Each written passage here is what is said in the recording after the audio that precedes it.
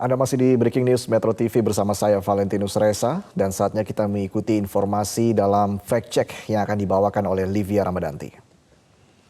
Ya Reza dan juga pemirsa, puncak KTT G20 telah berlangsung di Nusa Dua Bali. Sejumlah agenda kerja bersama pimpinan negara anggota yang sudah digelar pun sudah dilaksanakan kemarin. Nah, apa saja pembahasan yang menarik selama gelaran G20? Kami sudah merangkumnya dalam infografis berikut ini.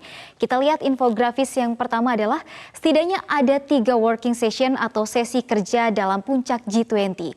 3 sesi kerja ini pun memiliki temanya masing-masing. Nah, sesi pertama secara khusus membahas food and energy security, kemudian sesi kedua ada health, dan sesi ketiga digital transformation.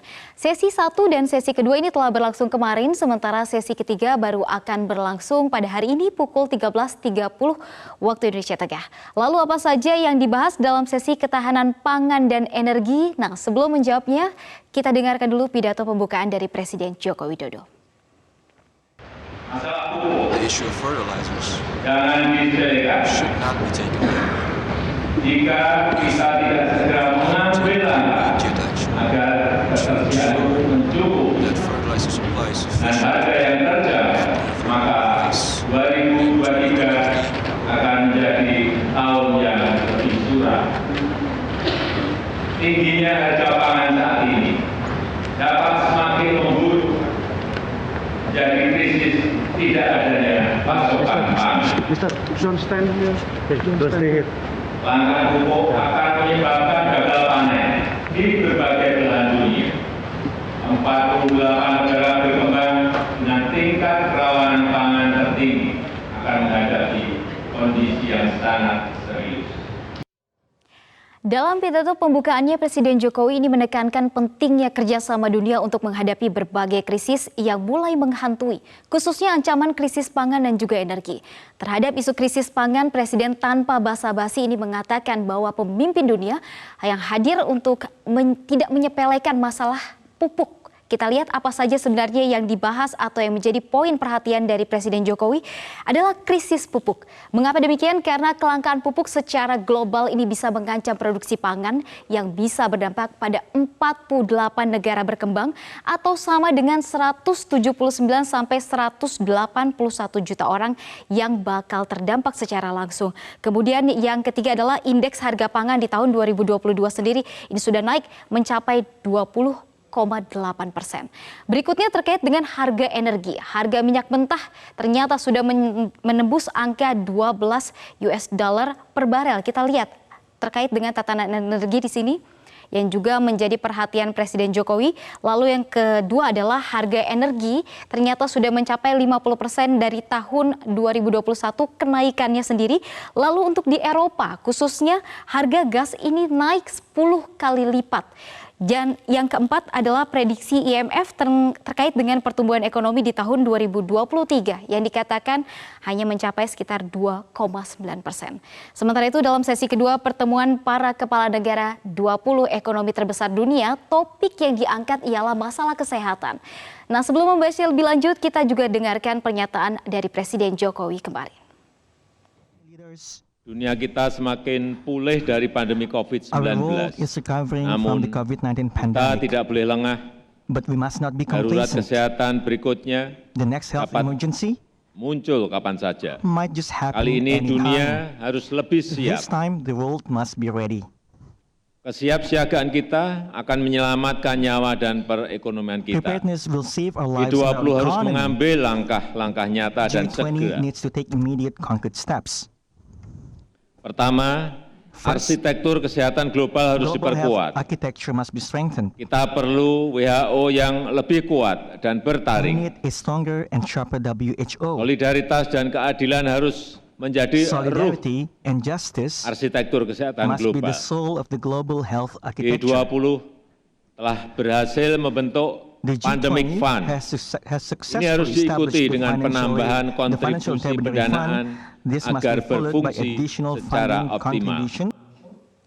Kesiapsiagaan akan menyelamatkan nyawa dan perekonomian. Begitu yang diungkap oleh Presiden Jokowi saat membuka sesi kerja kedua terkait kesehatan. Namun secara lebih rinci, Presiden Jokowi juga menekankan sejumlah poin penting. Di antaranya adalah memperkuat arsitektur kesehatan global. Kita lihat apa saja poin penting yang disampaikan oleh Presiden Jokowi kemarin adalah memperkuat arsitektur kesehatan global. Indonesia menganggap ini dunia butuh organisasi kesehatan yang lebih kuat dan juga bertaring, termasuk solidaritas dan keadilan harus menjadi ruh dalam arsitektur kesehatan global. Lalu yang kedua adalah mendorong kontribusi Pandemic Fund. G20 membentuk Pandemic Fund yang diharapkan bisa bermanfaat bagi negara dunia. Kita lihat yang ketiga adalah melibatkan negara berkembang. Negara dunia juga harus diperhatikan, negara berkembang khususnya jangan menutup mata terkait dengan kesenjangan kapasitas kesehatan yang ada. Lalu yang keempat adalah kesenjangan bisa dihapus jika investasi industri kesehatan ditingkatkan. Kerjasama riset dan transfer teknologi diperkuat dan akses bahan baku produksi juga diperluas. Nah, lalu yang menarik dalam KTT G20, Indonesia bersama negara G20 membentuk Pandemic Fund di sini. Apa itu Pandemic Fund? Ialah dana pandemik yang diluncurkan oleh Presiden Joko Widodo untuk pertama kalinya. Kita lihat apa sebenarnya Pandemic Fund ini. Ini adalah dana pandemi yang diluncurkan oleh Presiden Joko Widodo dalam KTT G20.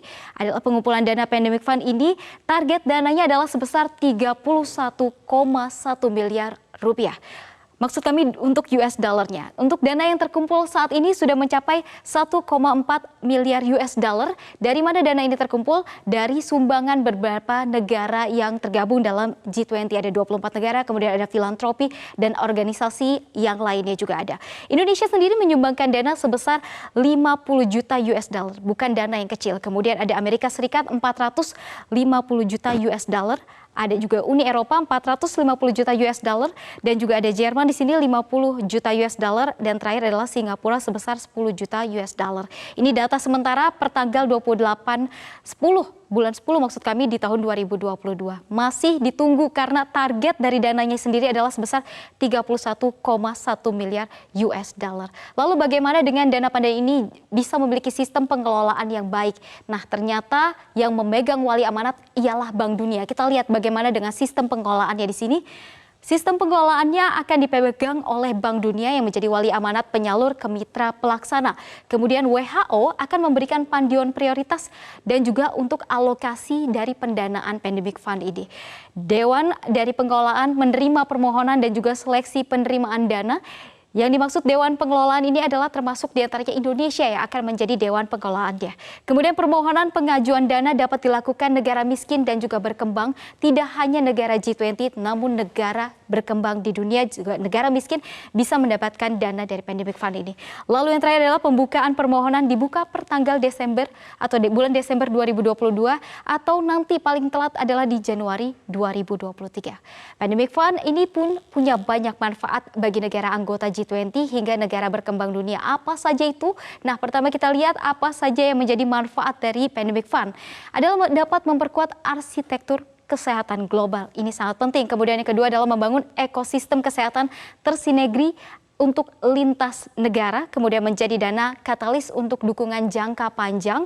Lalu yang keempat adalah menjadi platform koordinasi yang koheren dan juga respon terhadap pandemi. Dan yang terakhir adalah mengatasi kesenjangan pembiayaan global dan juga untuk mencegah pandemi terjadi lagi di negara dunia. Terakhir tentu kita berharap presidensi G20 Indonesia dengan tema Recover Together, Recover Stronger, mampu menghasilkan kerjasama yang konkret. Itu semua bisa tercapai jika semua negara berkomitmen menyisihkan perbedaan serta mengutamakan kepentingan bersama.